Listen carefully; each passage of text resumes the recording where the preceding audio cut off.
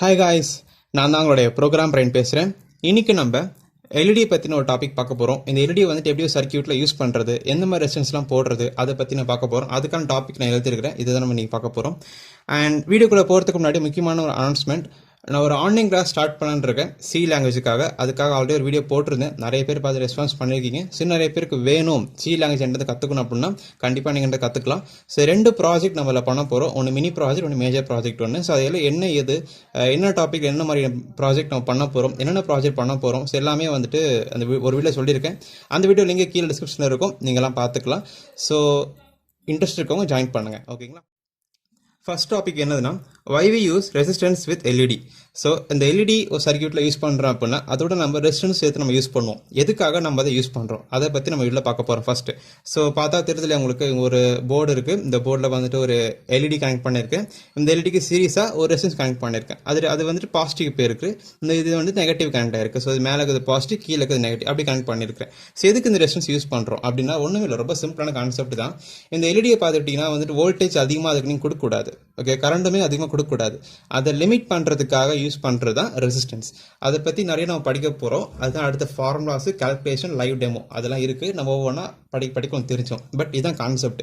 அதிகமான கரண்டோ அதிகமான வோல்டேஜோ இந்த எல்இடியை டேமேஜ் பண்ணுறக்கூடாது அப்படிங்கிற ஒரே காரணத்துக்காக தான் இங்கே நம்ம வந்துட்டு இந்த ரெசிஸ்டன்ஸை போட்டு நம்ம அதை சேஃப்டி பண்ணிக்கிறோம் நம்ம எல்இடியை, ஓகேவா? Very simple. Next formula. இப்போ இந்த எல்இடி இருக்குது, நான் ஒரு சர்க்கியூட் காட்டுறவங்க அப்போ தான் புரியும் நிறையாவே. இந்த பண்ணிக்க சர்க்கியூட் தான் இங்கே நான் எழுதியிருக்கேன், ஓகேவா? ஸோ இந்த இடத்துல நான் வந்து 13.9 வோல்ட் சப்ளை கொடுப்பேன். அதான் அடாப்டர் என்கிட்ட இருக்குது, அதை நான் கொடுப்பேன், அதான் எழுதியிருக்கிறேன். அப்புறம் அதுக்கு சீரியஸாக வந்துட்டு ரெசிஸ்டன்ஸ் கனெக்ட் பண்ணியிருக்கேன். இந்த ரெசிஸ்டன்ஸ், ஓகே, அது சீரியஸாக ரெசிஸ்டன்ஸ் கனெக்ட் பண்ணியிருக்கேன். ரெசிஸ்டன்ஸ் கனெக்ட் பண்ணிட்டேன். அப்புறம் அந்த ரெசிஸ்டன்ஸ் சீரியஸாக ஒரு எல்இடி கனெக்ட் பண்ணியிருக்கேன். அது RGB 3 கலரை பற்றி நான் படிக்க போகிறோம். Red colour, blue colour, green கலரில் வரைஞ்சிருக்கேன் கலர் மாதிரி. அப்புறம் அது இன்னும் 2 வந்துட்டு பேட்டரியோட பக்கம் போயிருக்கு. ஸோ எல்லாமே சீரியஸாக இருக்குது. விஷயம் புரியுது இல்லையா? ஸோ இதுதான் கான்செப்ட். இப்போ நம்ம ஐடியா என்னது அப்படின்னா, இந்த சர்க்கியூட்டில் இந்த ரெசிஸ்டன்ஸ் ஒன்று கனெக்ட் பண்ணுறோம் இல்லையா, இந்த ரெசிஸ்டன்ஸை எப்படி கால்குலேட் பண்ணுறது, என்ன வேல்யூ அங்கே போடணும் அப்படிங்கிறது எப்படி நம்ம கால்குலேட் பண்ணுறது, அதை பற்றி நம்ம இன்னைக்கு ஸ்டடி பண்ண போகிறோம். அதான் அந்த வீடியோட கான்செப்ட், ஓகேவா? Right guys. ஸோ அந்த டாப்பிக்கு நம்ம இந்த ரெசிஸ்டன்ஸோட வேல்யூ என்ன அப்படின்னு கண்டுபிடிக்கிறதுக்கு வந்துட்டு நமக்கு ஃபார்முலா தேவைப்படுது. அதான் செகண்ட் டாபிக். என்ன ஃபார்முலா அப்படி பார்த்துக்கிட்டிங்கன்னா ரொம்ப சிம்பிள் தான். 2 கான்செப்ட் தான். ஒன்று வந்துட்டு கிர்ச்சாஃப் வோல்டேஜ் லா, அது உங்களுக்கு தெரிஞ்சிருக்கணும். கிர்ச்சாஃப் வோல்டேஜ் லா தெரிஞ்சிருக்கணும். அடுத்து ஓம்ஸ் லா, அது தெரிஞ்சிருக்கணும். இதை பற்றி ஆல்ரெடி நான் வந்துட்டு சர்க்கியூட் தியரி அப்படின்ற ஒரு பெரிய பிளேலிஸ்ட் போட்டிருக்கேன். அதில் மொத்தமே 90 வீடியோஸ் கிட்ட இருக்கும். நீங்கள் வேணுறவங்க நீங்கள் பார்த்துக்கலாம், ஓகே. ஸோ இப்போ நம்ம என்ன பார்க்கலாம் அப்படின்னா, இந்த ரெசிஸ்டன்ஸ் வேல்யூ எப்படி கண்டுபிடிக்கிறது, அதுக்கு 2 ஃபார்முலா தேவைப்படுது. ஒன்று கிர்ச்சாஃப் வோல்டேஜ் லா, இன்னும் Ohm's law. So Kirchhoff voltage law அப்படின்றது ஒன்றும் பெரிய விஷயம் கிடையாது. நான் சிம்பிளாக சொல்லித்தரேன் பாருங்க. இந்த 13.9 வோல்ட் இருக்கு இல்லையா, இந்த 13.9 வோல்ட் அப்படிங்கிறது இந்த வோல்டேஜ் சோர்ஸ். அது கான்ஸ்டன்ட் மாற போகிறதுல. ஸோ அதுக்கு சீரியஸாக பார்த்துட்டிங்கன்னா ஒரு ரெசிஸ்டன்ஸ் கனெக்ட் பண்ணியிருக்கேன். இதுக்கு சீரியஸாக ஒரு எல்இடி கனெக்ட் பண்ணியிருக்கேன், ஓகேவா? இப்போது இந்த 13.9 அப்படிங்கிறது தானே இது எல்லாத்துக்குள்ளேயும் போகுது. 13.9 அப்படிங்கிறது தான் இதுக்குள்ளே போகும் அண்ட் இதுக்குள்ளே போகுது. அப்போ என்ன நடக்குது அப்படின்னா, 13.9 அப்படிங்கிறது உள்ளே போகும், இதுக்குள்ளே கொஞ்சம் ட்ராப் இருக்கும், வோல்டேஜ் ட்ராப்பு. அப்புறம் மிச்சம் மீதி இருக்கிறது இங்கே போகும், அது மிச்சம் இங்கே ட்ராப் இருக்கும், மிச்சம் மீதி தான் அப்படிங்க வந்துடும் நமக்கு. அப்போ என்ன நான் சொல்கிறேன், மல்டிமீட்டர் எடுத்துக்கிறேன். ஸோ ஆன்லாம் பண்ணல, சும்மா நான் காட்டுறேன். மல்டிமீட்டர் வச்சுட்டு இந்த இடத்துல மெஷர் பண்ணுறேன். இந்த இடத்துல வச்சுட்டு மெஷர் பண்ணுறேன். மெஷர் பண்ணும்போது ஒரு வோல்டேஜ் ட்ராப் எனக்கு இருக்கும், அதை நோட் பண்ணிக்கோங்க நோட்டில், ஓகேவா? இந்த சர்க்கியூட்டில் சொல்கிறேன். அதே மாதிரி இந்த எல்இடிக்கு அக்ராஸாக வோல்டேஜ் இருக்கும், ஓகே, அதை எப்படி வச்சுட்டு ஒரு நோட் பண்ணிக்கோங்க. 2த்தையும் ஆட் பண்ணிங்க அப்படின்னா கண்டிப்பாக உங்களுக்கு 13.9 தான் வரணும். இதுதான் கிர்ச்சாஃப் வோல்டேஜ் லா. இது உங்களுக்கு தெரியணும்.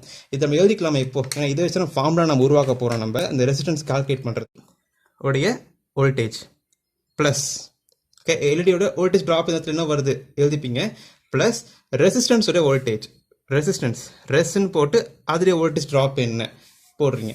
நீங்கள் இது 2த்தையும் ஆட் பண்ணிங்க அப்படின்னா இங்கே இன்புட்டில் கொடுக்குற வோல்டேஜாக இருக்கும் நமக்கு. அதாவது சோர்ஸ் வோல்டேஜ் எழுதிக்கலாமா, சோர்ஸ் வோல்டேஜ் அப்படி எழுதிக்கிட்டு. ஸோ இதான் ஃபார்முலா. புரிஞ்சிருச்சா? கரெக்ட். இப்போ நல்லா தெரியும் நமக்கு இப்போ என்ன தெரியும் அப்படின்னா, இந்த எல்இடி ஒவ்வொரு கலருக்கும் ஒரு வோல்டேஜ் ட்ராப் இருக்குது.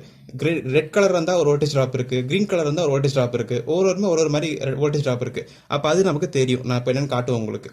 அடுத்து எனக்கு இந்த இன்புட் வோல்டேஜ் தெரியுது. அப்போ என்னதுன்னா, எனக்கு இந்த எல்இடி உடைய வோல்டேஜ் எனக்கு இப்போ வந்துட்டு தெரியுது.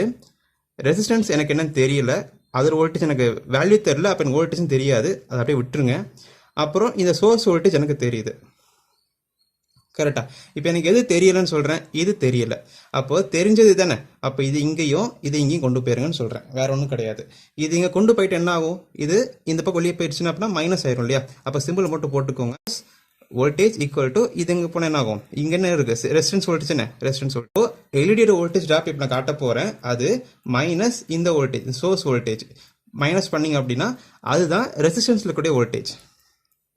இதான் ஃபார்முலா, இதான் கிர்ச்சாஃப் வோல்டேஜ் லா. ஓகே, அது என்னன்னா வோல்டேஜ் இருக்கு, அந்த வோல்டேஜ் சீரிஸாக கனெக்ட் பண்ணும்போது இதுல வோல்டேஜ் இதுல வோல்டேஜ் ஆட் பண்ணி வர ஆன்சர் தான் இது. எனக்கு இப்போ இந்த இருக்கக்கூடிய ரெசிஸ்டன்ஸ் சொல்லி தெரியல, அப்போ என்ன பண்றேன் அப்படின்னா அதில் வோல்டேஜ் ஃபர்ஸ்ட் கண்டுபிடிச்சிட்டு அதை வச்சு என்ன ரெசிஸ்டன்ஸ் இருக்குன்றதை கண்டுபிடிக்க போறோம். அதை கால்குலேஷன் அடுத்து நம்ம பார்க்க போறோம். ஓகேங்களா? ஸோ இப்போ நம்ம ஃபார்முலா கண்டுபிடிச்சிட்டோம். ஓகேவா? இது ஃபார்முலா பேர் என்னது, கிர்ச்சாஃப் வோல்டேஜ் லா. வேற பென்ல எழுதுறேன், கிர்ச்சாஃப் சிம்பிள். ஓகேங்களா? ரைட் கைஸ், இப்போ இந்த கால்குலேஷன் போட்டு என்ன ரெசிஸ்டன்ஸ் இங்கே போடுறது அப்படிங்கிறத கால்குலேட் பண்ணலாம். ஓகேவா? மொத்தம் 3 கலர் தான் இருக்குது நம்ம யூஸ் பண்ணுறது. பொதுவாக நிறைய கலர்ஸ் இருக்குது. நான் எக்ஸாம்பிளுக்கு 3 கலர் எடுத்துக்கிறேன், ரெட்டு, க்ரீனு, ப்ளூன்ற கலர் எடுத்துக்கிறேன். இப்போ உதாரணத்துக்கு ரெட்டுக்கு எடுத்துக்கிட்டிங்கன்னா வோல்டேஜ் ட்ராப் வந்துட்டு இதுக்குள்ளே தான் இருக்கணும் அப்படிங்கிற ரேஞ்ச் இருக்குது. அதை நான் சொன்னேன், ரெட் எல்இடியோட வோல்டேஜ் தெரியும் நான் சொன்னேன், எனக்கு தெரியும். ஏன்னா இதுக்குள்ளே தான் இருக்குன்னு கொடுத்துட்டாங்க. இதுக்கு மேலே போனால் எல்இடி வெடிஞ்சுன்னு சொல்லிட்டாங்க. அதாவது இந்த எல்இடிக்கு அக்ராஸாக நீங்கள் மெஷர் பண்ணுற வோல்டேஜ் வந்துட்டு 1.8 2.1 வரைக்கும் தான் இருக்கணும். அதுக்கு மேலே போயிடுச்சா அப்படின்னா அது வந்துட்டு ரொம்ப ஹீட் ஆகி வெடியில் கூட வாய்ப்பு இருக்குது. அதனால் அப்படி பண்ணக்கூடாது. ஓகே, இதுதான் ரேஞ்சு. அப்போ இந்த ரேஞ்ச் இருக்கும்போது என்ன ரெசிஸ்டன்ஸ் இங்கே போடணும் அப்படிங்கிறது ஃபில் பண்ண போகிறோம். ஓகேவா? அப்போ நான் என்ன சொல்கிறேன் அப்படின்னா, நான் அசியூம் பண்ணிக்கிறேன் எனக்கு 10 mA தான் சர்க்யூட்டில் ஃப்ளோ ஆகும்னு சொல்லிட்டேன். எனக்கு இன்புட் வோல்டேஜ் என்னது 13.9 வோல்டேஜ் இன்புட் வோல்டேஜ், அதை இங்கே எழுதிருக்கேன். ஓகேவா? ஸோ இந்த டேட்டாவை யூஸ் பண்ணி ப்ளஸ் இந்த டேட்டாவை யூஸ் பண்ணி நான் இங்கே என்ன ஆன்சர் வருதுங்கிறத கண்டுபிடிக்க போகிறேன். இப்போது கண்டுபிடிக்கலாமா? Let start. ஸோ இதான் கிர்ச்சாஃப் வோல்டேஜில் அதுவும் கண்டுபிடிச்ச ஃபார்முலா. எல்இடியோட வோல்டேஜும் மைனஸ் சோர்ஸ் வோல்டேஜ் கண்டுபிடிச்சின்னு ரெசிஸ்டன்ஸ் வோல்டேஜ் கிடச்சிரும். அதை வச்சு நம்ம ரெசிஸ்டன்ஸ் என்ன வேலையை கண்டுபிடிக்க போகிறோம். இப்போ அதான் நான் மேலே சும்மா எழுதியிருக்கேன் காட்டணுன்றதுக்காக. இப்போ இந்த டேட்டா யூஸ் பண்ணி எப்படின்னு கண்டுபிடிக்க போகிறோம் அப்படிங்கிறத பாருங்கள். இப்போ உதாரணத்துக்கு ரெட் கலர் நான் கண்டுபிடிக்க போகிறேன். ஓகே, ரெட் கலருக்கு என்ன ரெசிஸ்டன்ஸ் போடணும், இந்த வோல்டேஜுக்கும் இந்த கரண்ட் காம்பினேஷனுக்கும் என்ன வோல்டேஜ் என்ன ரெசிஸ்டன்ஸ் போடணும் அப்படின்ட்டு. ஓகேவா? இப்போ ஃபர்ஸ்ட் ஸ்டெப் என்னன்னா, ரெசிஸ்டன்ஸ் நம்ம வேணும் இல்லையா, ரெசிஸ்டன்ஸ் தான் நமக்கு வேணும், ஆர் தான் வேணும். ஆரோடைய ஃபார்முலா என்னது, R equal to V/I formula. இது ஓம்ஸ் லா. இப்போ நம்ம என்ன பண்ண போகிறோம், வேற பென் எழுதுறேன். இது இப்போ அடுத்து என்ன பண்ண போகிறோம் அப்படின்னா, இப்போ வோல்டேஜுக்கு மேலே ஃபார்முலா தெரியுதுங்களா, LED voltage minus source voltage அப்படி ரெசிஸ்டன்ஸோட வோல்டேஜ். இப்போ அதை அப்ளை பண்ணலாமா? இப்போ ஃபார் எக்ஸாம்பிள் ரெட்டு தான் கண்டுபிடிக்க போகிறேன். 2 வோல்டேஜ் இருக்குது. நான் ஃபார் எக்ஸாம்பிள் ஃபஸ்ட்டு 1.8 எடுத்துக்கிறேன். 1.8 மைனஸ் சோர்ஸ் வோல்டேஜ் என்னது 13.9 போட்டிருக்கேன். அப்போ 13.9 போட்டுக்கோங்க. 13.9 டிவைடட் பை என்னது அடுத்து கரண்ட் இருக்கு ஐ. கரண்ட் என்ன போட்டிருக்கேன், 10 mA போட்டிருக்கேன். அப்போ 10 mA அப்படிங்கிறது 0.01 ஆம்பியர் அப்படின்னு எழுதிடும். மில்லி எழுதிக்கொண்டா ஆம்பியர் கணக்கு எழுதிட்டீங்கன்னா அந்த மில்லின்றது இந்த மாதிரி மாறிடும். ஓகேவா? சில பேர் யோசிப்பாங்க, எதுக்கு இந்த சம்மந்தமே இல்லாமல் கரண்ட் வருது அப்படின்னா, ஒரு சர்க்கியூட்டில் எவ்வளோ கரண்ட் போகுது அப்படிங்கிறது நீங்கள் தான் முடிவு பண்ணணும். ஓகேவா?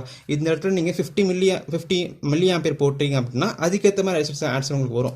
ஸோ எனக்கு வந்து 10 mA இருந்தால் தான் இந்த எல்இடி சேஃபாக இருக்கும்னு நான் திங்க் பண்ணேன் அப்படின்னா அந்த வழிங்க போட்டுக்கிறேன். பட் எல்இடியை பொறுத்த வரைக்கும் 5 mA 20 mA நீங்கள் கொடுக்கலாம், சேஃபராக இருக்கும், ஒன்றும் பிரச்சனை இல்லை. அதனால நான் 10 mA மீடியமாக கொடுத்துக்கிறேன், அதுதான் எழுதியிருக்கிறேன். இப்போ இது மைனஸ் இது பண்ணிங்க அப்படின்னா 0.01. இதை நீங்கள் சால்வ் பண்ணிங்க அப்படின்னா வரக்கூடிய ஆன்சர் 1210 ஓம்ஸ். இது நம்ம எப்படி சிம்பிளாக எழுதிக்கலாம் அப்படி ஓம்ஸ்னு வரும். சிம்பிள், முடிச்சிட்டோம் இல்லையா? அப்போ எழுதிக்கலாமா அதை நம்ம நீட்டாக இங்கே. அப்போது இந்த வோல்டேஜ் இருக்கும்போது இந்த கரண்ட்டுக்கு இந்த இன்புட் வோல்டேஜ் இருக்கும்போது நீங்கள் 1.2 கிலோ ஓம்ஸ் இருந்தால் போதும் அப்படிங்கிறத கான்செப்ட். இப்போ நம்ம அதே மாதிரி அடுத்து கண்டுபிடிக்கலாமா? ரெட்டு தான், ஆனால் ரெட்டில் இப்போ இன்னொரு வோல்டேஜ் இந்த இது கொடுத்துருக்காங்களா, அப்போ 2.1 வோல்டேஜ் வந்து அப்போ எவ்வளோ ரெசிஸ்டன்ஸ் போடணும் ரேஞ்சு கண்டுபிடிக்க போகிறோம் நான் இப்போ. ஓகேவா? அப்போ பாருங்கள், அதே ஃபார்முலா தான், ஆர் ஈக்குவல் டு V/I தான் ஃபார்முலா. வி என்னது இடத்துல ரெசிஸ்டன்ஸோட வோல்டேஜ் தான் வி. அப்போ எப்படி ஃபார்முலா என்னது, LED voltage minus source voltage. LED voltage என்னது இந்த இடத்துல 2.1 தான் மேக்ஸிமம் கண்டுபிடிக்க போகிறேன். அப்போ 2.1 போட்டுக்கோங்க, மைனஸ் சோர்ஸ் வோல்டேஜ் என்னது இந்த இடத்துல 13.9 ரைட்டா. அப்போ 13.9 போட்டுக்கோங்க, டிவைடட் பை எவ்வளோ கரண்ட் 10 mA இல்லையா, அப்போது 0.01 ஆம்பியர். ஓகே, ஸோ ரெண்டுத்தையும் மைனஸ் பண்ணுங்க, 0.01 வரும். இது ரெண்டு டிவைட் பண்ணிட்டீங்க அப்படின்னா 1180 ஓம்ஸ் வரும். இது நம்ம ஷார்ட்டாக நம்ம எப்படி எழுதிக்கலாம். ஸோ முடிச்சாச்சு. ஓகேவா? ஸோ இதை 1.2 கிலோம்ஸ் எழுதிட்டேன். அப்போ 1.1 கிலோம்ஸ் எழுதிக்கலாமான்னுக்கிட்டா இது டு 1.1 கிலோம்ஸ் ரைட்டா. அப்போ ரெட் கலர் எல்இடியை பொறுத்த வரைக்கும் இந்த இன்புட் வோல்டேஜுக்கு இந்த கரண்ட் நீங்கள் கொடுக்கணும் அப்படின்னாக்கா இந்த ரெசிஸ்டன்ஸ்க்கு போட்டால் கரெக்டாக இருக்குன்றதான் கான்செப்ட். வெரி சிம்பிள், கண்டுபிடிச்சிட்டோம் இல்லையா? ஓகே. இப்போ சில பேர் யோசிக்கலாம், அப்புறம் நீங்கள் ஓகே கண்டுபிடிச்சிங்க, ஓகே இந்த வோல்டேஜுக்கு இந்த கரண்ட்டுக்கு இந்த ரெசிஸ்டன்ஸ் போடணும் கண்டுபிடிச்சிங்க, ஓகே எல்லா வோல்டேஜ் கரண்ட்டுக்கு இதே ரெசிஸ்டன்ஸ் தான் போடணும்னு அப்படி கிடையாது. நீங்கள் என்ன பண்ணணும்னா, இப்போ உதாரணத்துக்கு நான் இங்கே 5 வோல்ட் கொடுத்துருக்கேன், என்கிட்ட வோல்டேஜ் சோர்ஸ் 5 வோல்ட் தான், அதனால இங்கே நான் 13 வோல்ட் தான், ஓகே 13.9 வோல்ட் என்கிட்ட இருக்குது, அதனால 13.9 13.9 போட்டு உங்களுக்கு சொல்லி கொடுத்துருக்கேன். உங்ககிட்ட ஒரு 5 வோல்ட் வோல்டேஜ் சோர்ஸ் தான் இருக்குது, 3 வோல்ட் தான் இருக்கு அப்படின்னு நினச்சிங்க அப்படின்னா, நீங்கள் இந்த இடத்துல 3 வோல்ட் அப்ளை பண்ணி நீங்கள் கண்டுபிடிச்சிங்க அப்படின்னா உங்களுக்கு இங்கே வேறு மாதிரி ஆன்சர் வரும். அந்த ஆன்சர் நீங்கள் ஃபில் பண்ணி எந்த ரேஞ்சுக்குள்ளே அந்த ரெசிஸ்டன்ஸ் போட்டால் கரெக்டாக இருக்குன்றது நீங்கள் கண்டுபிடிக்கணும். ஓகேவா? ஸோ வெரி சிம்பிள், இவ்வளோ தான் கால்குலேஷன். ஓகேவா? ஸோ இப்போ நம்ம லைவாக டெமோ பார்க்கலாம். வாட்ஸ்அப்பில் கனெக்ட் பண்ணுறதுக்கு ரெசிஸ்டன்ஸ் எல்இடி இருக்குது. பட் இங்கே என்ன என்கிட்ட இருக்கு என்ன ரெசிஸ்டன்ஸ் இருக்குது அப்படின்னா, இது வந்துட்டு 1K ரெசிஸ்டன்ஸ். ஓகே, பட் நம்மகிட்ட என்ன ஆன்சர் வந்திருக்கு, நமக்கு 1.1லேருந்து 1.1 வரைக்கும் போடலான்னு சொல்லியிருக்காங்க. என்கிட்ட 1K தான் இருக்குது. அப்போ ரொம்ப கம்மியாக இருக்குன்னா ஒன்றும் பிரச்சனை இல்லை, அதுக்கு ரொம்ப கம்மியாக போட்டக்கூடாது. ஓகேவா? ரைட். அப்போ 1.2K 1.1Kன்னு போட்டால் கரெக்டாக இருக்குமா கேட்டிங்கன்னா, மேத்தமேட்டிக்கலாக இது வந்துட்டு இந்த மாதிரி ஆன்சர் வருது. ஆனால் நம்ம ப்ராக்டிக்கலாக செஞ்சு பார்க்கும்போது கொஞ்சம் ஹீட் ஆகுது. இந்த 1K இல்லை 1.2K கூட போட்டு பார்த்துட்டேன், அது கூட நமக்கு என்ன ஆகுது, ஹீட் ஆகுது. அதுதான் லைவ் டெமோ நான் பண்ணேன் நான். அப்போ என்ன பண்ணலாம் அப்படின்னா, இந்த ஆன்சர் வருது இல்லையா, இந்த ஆன்சரை விட எக்ஸ்ட்ராவாக ஒரு 500 ஓம்ஸ் ஆட் பண்ணிக்கணும் நீங்கள், அதான் கரெக்ட். அப்போ என்ன பண்ணுறேன் அப்படின்னா, இந்த 1K போட்டிருக்கேன் இல்லையா, இந்த 1Kவை சீரியஸாக கனெக்ட் பண்ணியிருக்கேன். இந்த 1Kவோட இன்னொரு 500 ஓம்ஸ் சீரியஸாக இன்னும் கனெக்ட் பண்ணணும். அதாவது இந்த மாதிரி நான் செஞ்சு காட்டுறேன் பாருங்கள். இதோ இந்த மாதிரி சீரியஸாக கனெக்ட் பண்ணியிருக்கேன்.